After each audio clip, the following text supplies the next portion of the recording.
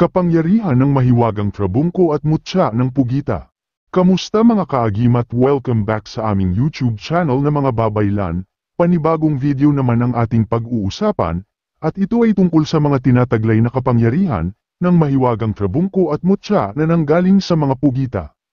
At ituturo ko rin dito mga kaagimat kung paano ang tamang pag-alaga sa ganitong sahing sangkap agimat, para mas lalo pa itong lumakas ang taglay niyang mahikagahong virtudes o kapangyarihan. Paki-like and subscribe lang po mga kaagimat. Kung sakaling nagustuhan niyo ang mga ganitong klaseng video, maraming salamat po mga kaagimat. Agima, 13 GM, Babaylan 1.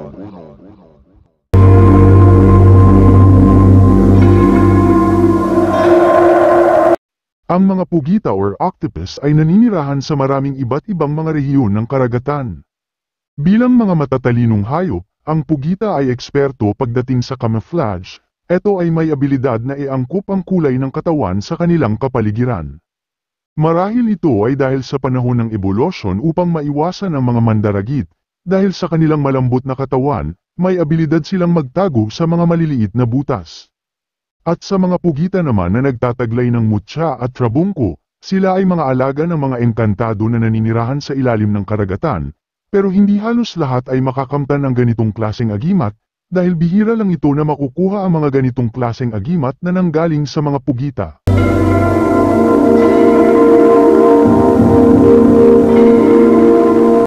Tungkol naman sa kapangyarihang taglay ng trabungkuman o mutya na makukuha sa mga pugita, na alaga ng mga engkanto sa ilalim ng karagatan.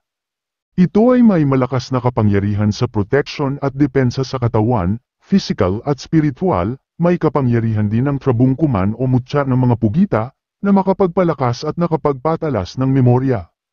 May kapangyarihang virtudes din ito sa tagabulag. Ang tagabulag nitong kapangyarihan ay kusa na gumagana kapag ito ay kailanganin, o gumagana ito oras ng kagipitan.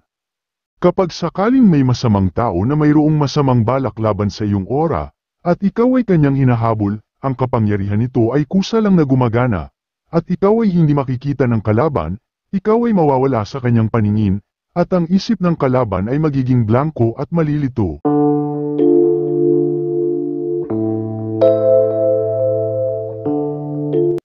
May kapangyarihan din ng sangkap-agimat na ito na makapagpalakas ng abilidad sa panggagamot. At ang kanyang trabungko o mutya na maliit ay pwede na ilagay sa may loob ng bote na ginawang lanahan. Ito ay makakatulong na mas lalo pang lumakas ang kapangyarihan ng bote de lanahan sa panggagamot. May kapangyarihan din ito mga kaagimat sa pampaswerte, malakas na pampaswerte sa negosyo, pampaswerte sa buhay at kabuhayan.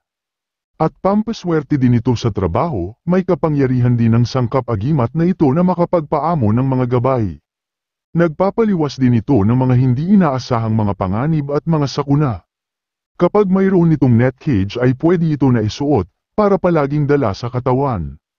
Pero kapag gusto mo naman ito na esekrito lang at hindi mo gusto na makita ng ibang tao, ay mainam na ilagay lang sa pulang tela or pouch, at ilagay sa baywang o di kaya ay ilagay sa loob ng bag.